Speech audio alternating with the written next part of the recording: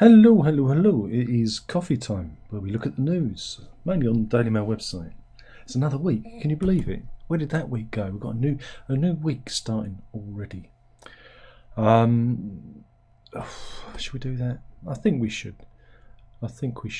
It's the inquiry. We're having an inquiry into the Novichok assault back in again July 2018. This was so. You do the math. What was that 6 years ago? We're finally getting around to an inquiry. We don't need an inquiry because we know it's Mr. Putin did it via his GRU agents, and that isn't the guy from the Minions films, is it? From Despicable Me? No, it's not him. If only it was. The important thing is Dawn Sturgis, this lady here. She died. She died because of it, and nothing happened.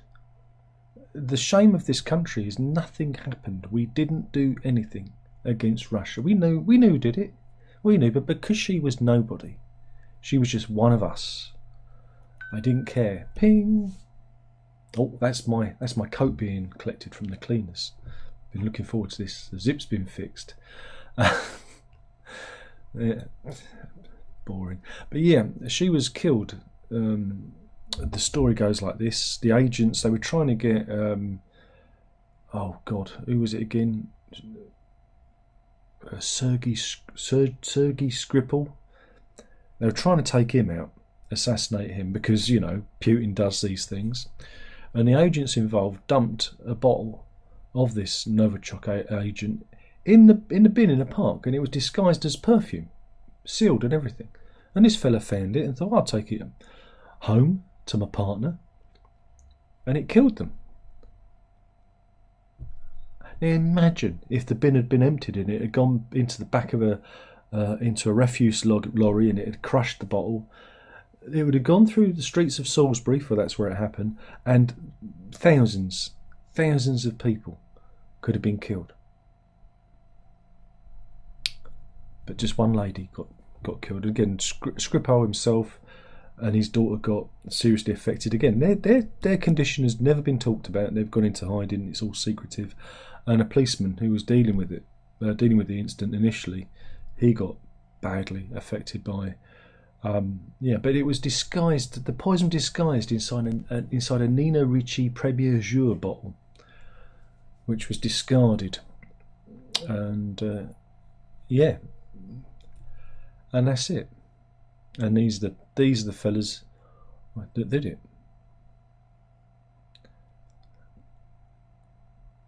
Ruslan Burashov on the left and Alexander Mishkin on the right, or his alias Alexander Petrov. They said they were just going to stage it. They were just in the UK to see the cathedral, of course. And so we've got this big inquiry in which nothing will happen. And here are the police dealing with the authorities. That was the military, sorry, dealing with the clean-up. And nothing will happen. We know who did it. We don't need an inquiry. We don't need to waste money on this. Really, we should have, done more than we did. We did very little. Just think, thousands of people could have died. Again, it's a bit of a miserable story at start, but it is a miserable Monday morning. The weather's filthy out there. I got absolutely drenched I did in the rain.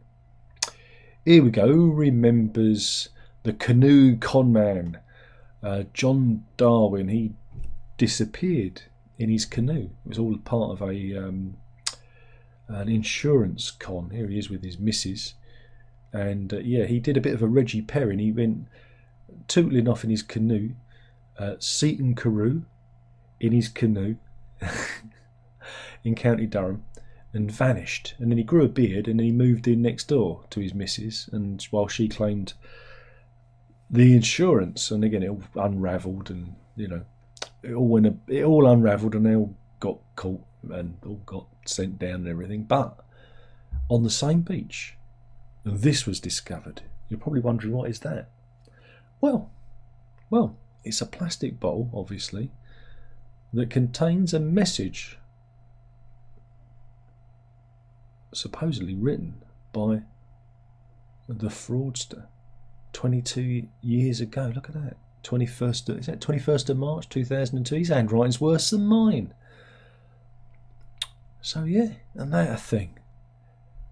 And it reads, Thursday 21st of March 2002. Dear Finder, please write and tell me where you found the bottle. I'm 51, a canoeist born on the 14th of August 1950. John Ronald Darwin, 3 de Cliff, Seaton Carew, Hartlepool, County Durham. Yeah. Again, the story unravelled when he turned up in London claiming to be suffering from amnesia in December 2007, some, was it 5 years after he disappeared. And yeah, they all got caught and found out and whatnot. But who'd have thunk it, eh? But now he's got a new wife and lives in the Philippines. Here you go.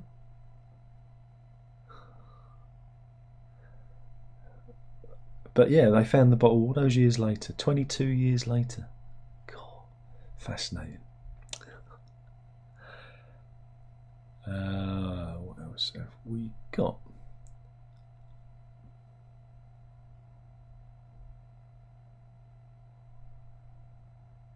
We've got some court news.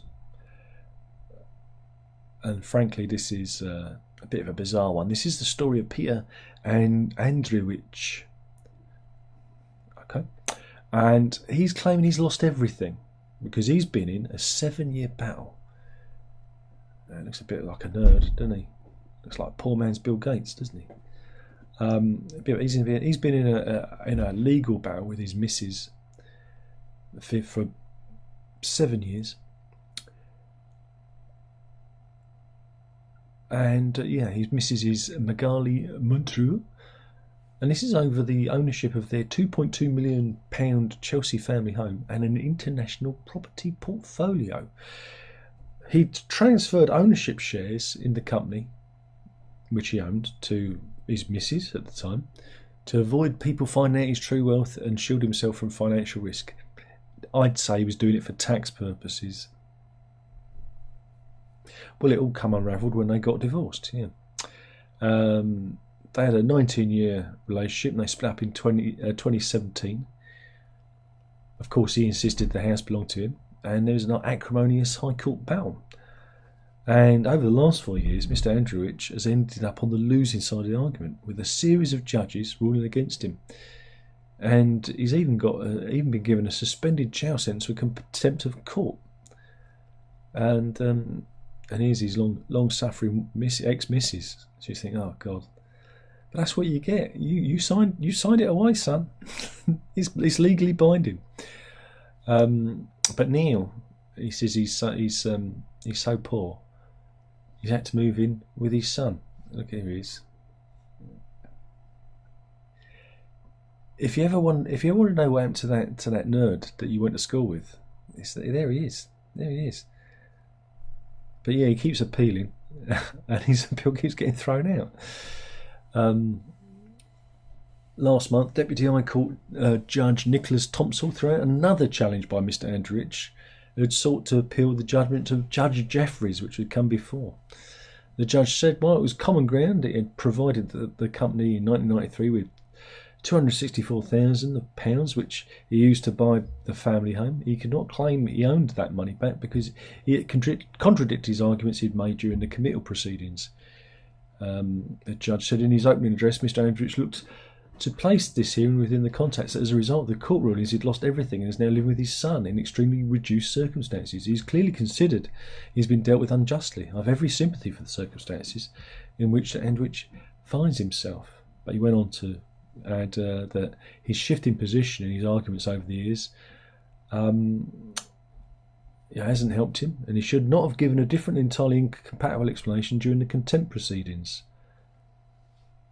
So there we go. He was aware that Mr. Andrewich had provided the money to purchase the property, and that there was a matching creditor recorded in at least some versions of the accounts, but he considered that if Mr. Andrewich had wanted to rely on this point, he should have dealt with that point in the evidence during his earlier hearings, where in fact his case at those hearings was incompatible, as there was such incompatible with there being such a loan. So he got dismissed because he kept changing his story. So he's a shifty shit, and he's paying for it. There you go. We've got two unfortunate death stories. I can't link them because they're two very, very different deaths, and they're very sad. Very sad. Very sad. The first is the story of Helen Davies. She's a mother of two. Here she is. And unfortunately, her life was tragically cut short, right, after she got trapped in her own ottoman bed. Yeah. Her teenage daughter came home and found her body. She'd become trapped between the mattress and the bed base. It looks like she'd, been preparing the bed, and it had just, the mechanism had given away and it collapsed on her. An inquest into Miss Davies' death found she died because of one of the gas pistons which raised the mattress was defective. It emerged that Jeremy Chipperfield, senior coroner for Durham and Darlington, has written to the government warning there is a risk of other deaths unless action is taken. And this is the kind of bed. I mean, how unfortunate, what a terrible way. It's just awful, isn't it? And it certainly make you look at those beds in a different light again. But yeah, he said it was his duty to raise concerns with the Office for Product Standards at the Department of Business and Trade about the existence and use of gas piston bed mechanisms whose failure present a risk to life. Oh dear, isn't that unfortunate? Just a terrible, terrible, terrible thing. I wonder who made it. I wonder if they can take legal proceedings against the company that made it. So we've got that unfortunate death, and now we've got another one. This is another mother of two. She's an unnamed woman, a Colombian national living in Spain.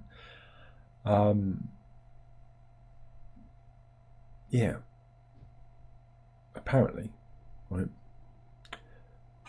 she fell to the ground near a health centre on the east coast of the Spanish city of Villarreal, north of Valencia, at 10:30 p.m. on Friday night, last Friday. She was heading to A&E after being bitten by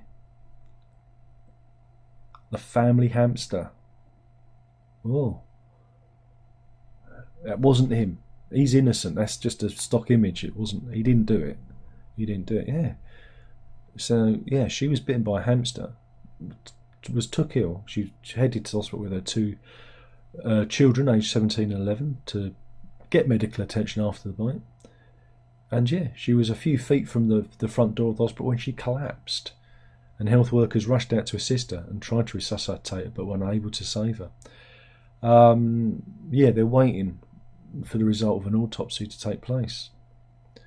But results are not normally made public in Spain. Oh, didn't know that. A local court is coordinating an ongoing investigation into death. In rare cases, rabies and bacterial infections can be transmitted from a bite from an infected hamster. Yeah.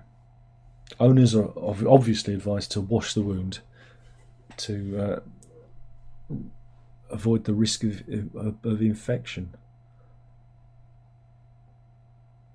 But here we go. In the past, in May 2007, a man was admitted to hospital in Redditch in Worcestershire after having an anaphylactic shock following a bite from a hamster. So maybe that was it. Maybe it was an allergic reaction. Oh, two very sad stories there. What else? God, it's a bit miserable today, but it's a very miserable, dingy day, isn't it? Very miserable day.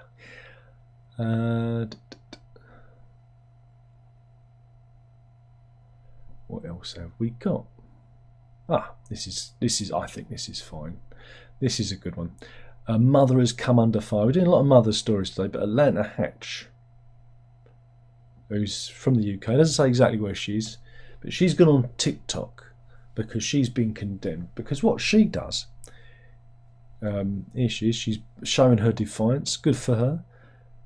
She goes to Aldi, because they have a wooden toy event at Aldi, and she buys the wooden toys up. Here they go.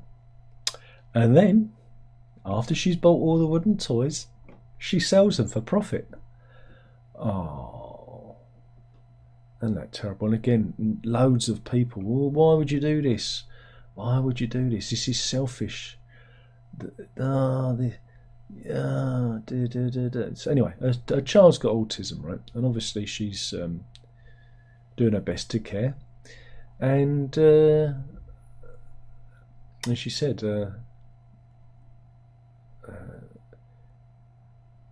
where is it? Let me get the quote.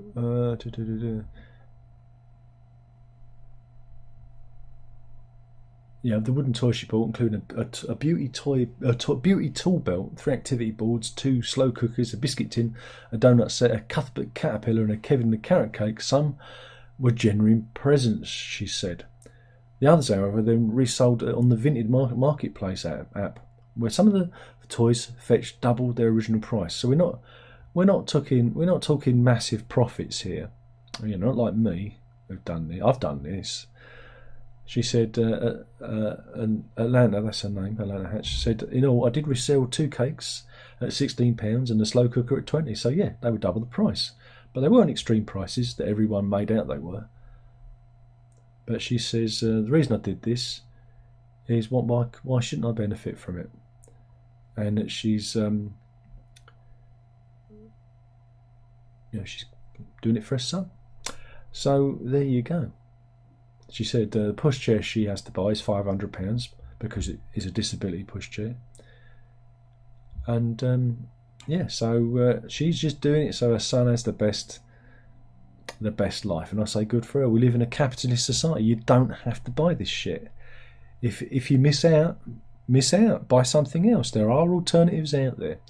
I've done this myself many times with records, limited editions, whatever. I flip things. I've got no shame in it. I do it. I've done it. Sometimes I've bought a thing, kept it for a while, and then sold it because I need the space and made money that way. Do I make lots of money? I have done in the past, not so much now because I don't tend to do that. But I say we live in a capitalist society. If you're first in, survival of the fittest. It's the way it is. Because we are bred, we are trained to believe that we need to buy the latest thing or the thing. It kind of makes you gullible to this stuff, and like I say, you don't need it. You do not need any of this stuff. You do not need any of this stuff. And good for her. She's doing the right thing by her son, and we need more people like that. She's a good mother. Thumbs up from me. So there you go. A lot of people go, oh. Now, okay, what's the latest thing to get a trigger warning? What's the latest thing? Well, are you ready? Hold on to your hats, folks, because you might get triggered. It's the Canterbury Tales. Now, the thing is again, I've studied the Canterbury Tales back in the day. There's a number of things in the Canterbury Tales, if you're not familiar, if you've read, I don't know, the Miller's Tale and all that. There's a number of things in those stories that you could be triggered by. But it's not in this instance. The trigger warnings are truly ludicrous, right? This comes from the University of Nottingham. I won't do that again. They've warned students about the religious elements of the works. Yeah, they've warned people because it contains expressions of Christian faith. Oh my goodness! I bet they don't put warnings on books that contain expressions of Islamic faith, or I don't know, Buddhist faith, or any other faith for that matter. Well, they're probably warned against Jewish faith because everybody hates the Jews at the moment. Go Israel, go Israel. So it's quite bonkers. Yeah, they're warned about the religious elements of the works of the medieval literature, and yeah.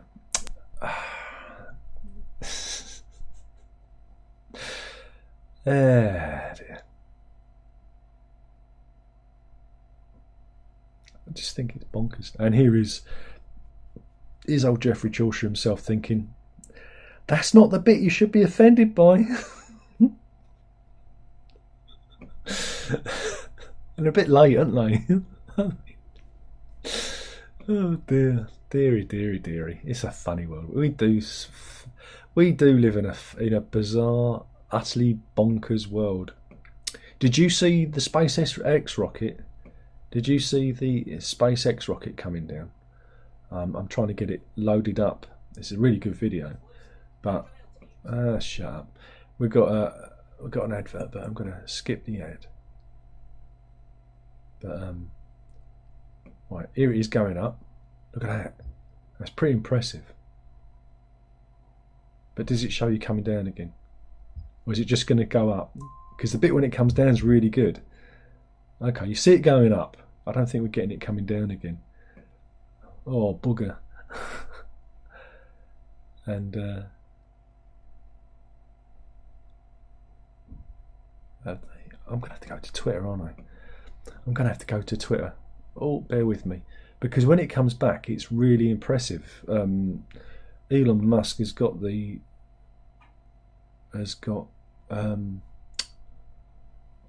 reusable boosters now. And like I say, this is just absolutely amazing when you see this. Ooh, if I get it queued up. Come on, play. Why won't you play? There we go. Watch this.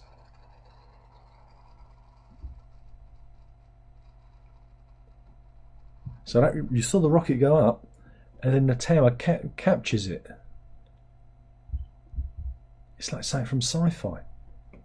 That means that the rocket is reusable. It doesn't fall in the ocean. You don't get any of the environmental issues. It's just astounding. It's all that development has come to fruition. I think it's brilliant. What else have we got?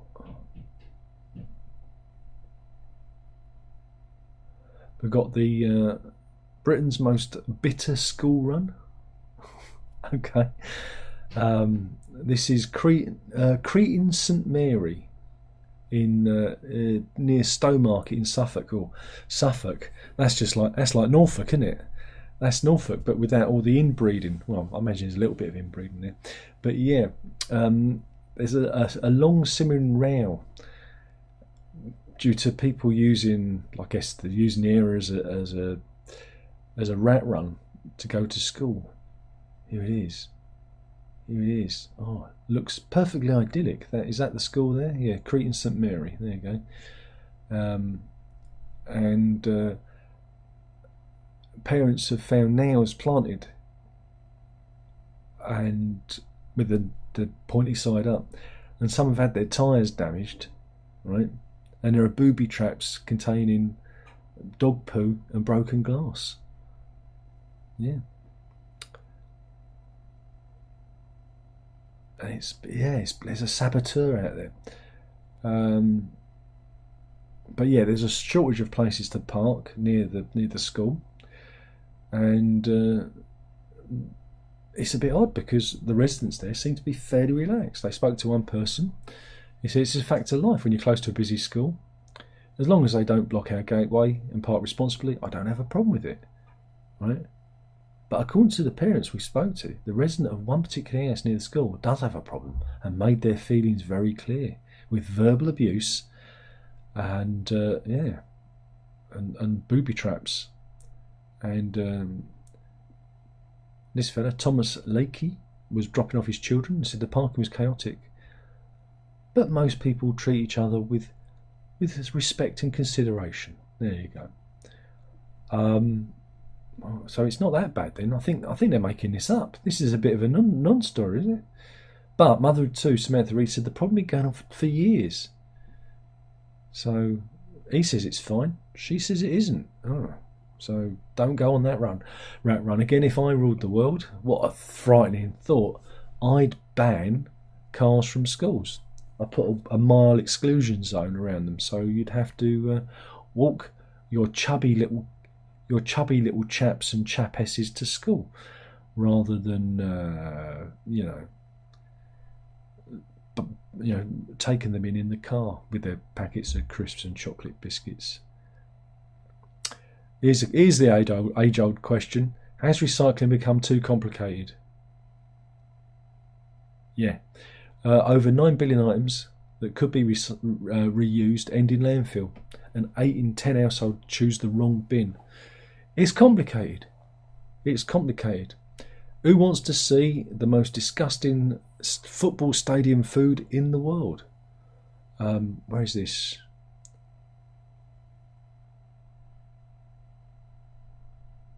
This is... where is that? Ferren Siveros. I don't know what. Whereabouts is that? But Spurs fans went there. I think it's in Hungary, right? A Spurs fan went there, and they were underwhelmed when they got some lard and some red onions on a piece of bread.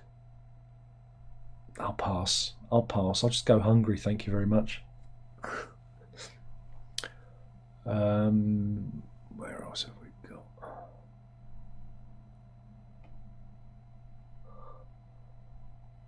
Apparently mysterious doughy white blobs have been washing up on the English coast. Or is it? No, not English, Canadian coast. Jumped the gun there. This is across Newfoundland. And here you go. Now nobody knows what it is.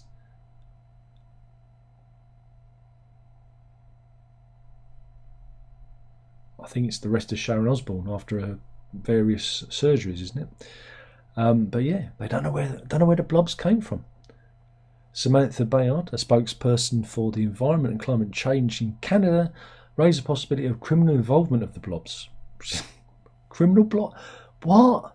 If enforcement officers find evidence of a possible violation of federal environmental legislation, they will take appropriate action in accordance with the applicable compliance and enforcement policy. Okay. Some say that the blobs were fungus or mould. Others believe they were made from palm oil, paraffin wax, or even ambergris. That's whale vomit, and it's worth lots and lots of money. And it has a particular smell about it because it's used in perfume, so you know if it's ambergris. Haven't they actually tested it? One scientist for Canada's Department of Fisheries and Oceans said, "We're fairly certain that the mystery substance that has been getting media attention is not a sea sponge, nor does it have any biological material. The glob or goo or whatever it is, we don't think it's a sponge because there have been people lighting it on fire and it burns. So we figure there must be some type of oil in it." They're the scientists.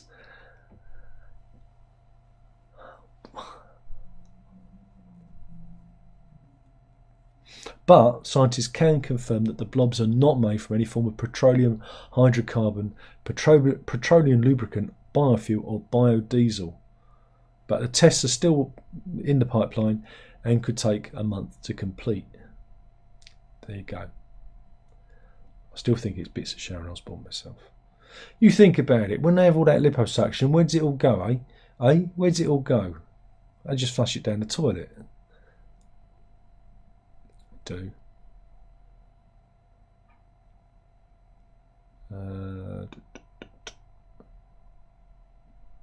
What have we got?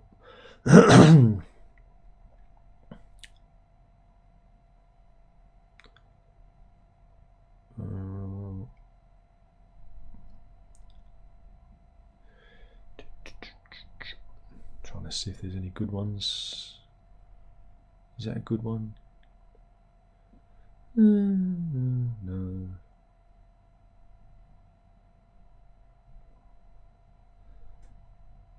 No. I'm trying to find an animal. Do you know they don't have the animal stories anymore? They've all gone.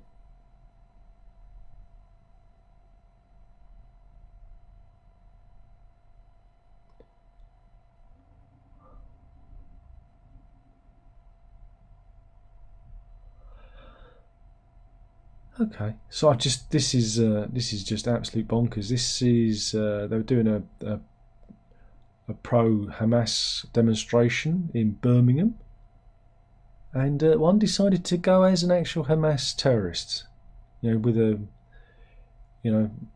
the jetpack, that they used. I'm sure that's illegal. I'm sure showing any affiliation with Hamas, a proscribed terrorist group, is illegal. But hey, we haven't got a two-tier police system. They're just given. They've given up. They're just given up completely. Meanwhile, experts call on government to reduce UK's formula culture, but they want to put baby milk in plain packaging. Now I call these the tit Nazis, because there's a concerted effort to get kids not to use baby formula, and that's fine if you can, if you're like Calamity the cow and you can express like nobody's business. But there are some women who have trouble expressing milk. There are some women who don't make milk. There are some babies that just don't latch on and feed that way. And so, the tit Nazis have really gone down on formula milk, and it's not right. And Dr. Chris Van Tulleken, isn't he the fella that had didn't he have the COVID? Wasn't he in the COVID story the other day? He said officials need to be focusing guns on baby food. What? That's a bad use of English, isn't it? Focusing their attention, surely, not guns. Guns and baby food. That really doesn't go well. And formula, which is he says, are fueling unhealthy habits from birth. The author and campaigner said parents are being exploited by an oligopoly. I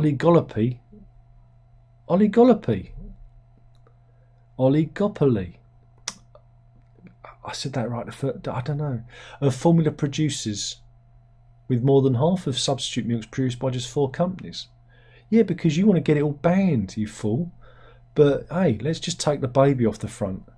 That's useful for people whose English isn't their first language. If you put a baby on the front, they know what it is. It's like if you put a cat on there, you think it was cat food. I do wonder what world we're living in. I really do. And so the tit Nazis are out. Are you allowed to say tit Nazi? Oh well, just been demonetised. They're really anti-women. We live in a very anti-woman world at the moment. Meanwhile, the NHS, this is Gloucestershire Hospitals Trust, which has 8,000 employees, has issued a 28-page language guide produced by Quality Bosses, which says you can't use the phrase "the blind leading the blind" or "deaf to reason," as it will offend those who are less able to see. They won't see it. They won't see it or hear. They won't hear it. We're talking about euphemisms. We're not talking about literal things. I do believe that the younger generation take everything literally. It is a euphemism. It's part of our language. It's our way of, we have various phrases and sayings that we use, and you can't use that anymore. And I just think it's bonkers. Oh dear. Yeah, we just bonkers. That follows on from last week's one, where you can't call gay people homosexual anymore, and you can't say born female or born male because it'll offend people. Anyway, bonkers. And there's still no animal stories. I feel like I've gone on too long. Where are we? So we've done that story. I've already done that one. I went back on myself somewhat. I'm going to search to see if there's some animal stories. There's a distinct lack of animal stories. Let's put animals in and see if we get some animal stories in.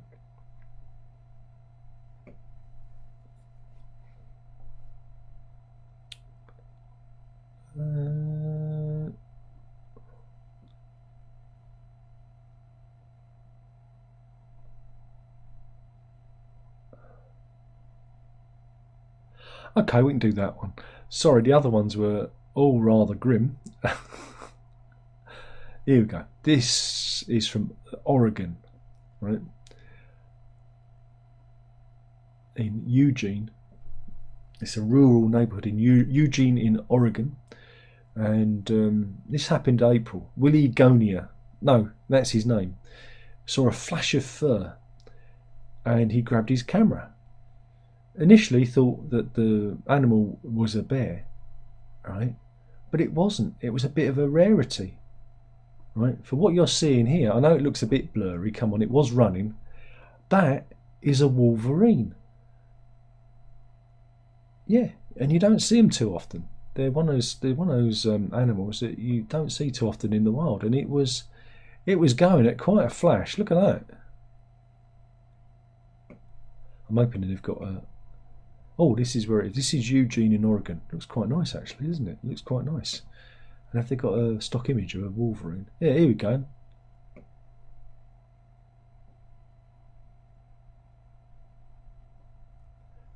And that's what he caught, and it's very rare to see one running down the street. And here is Willie Gonia. He does exist. He is real.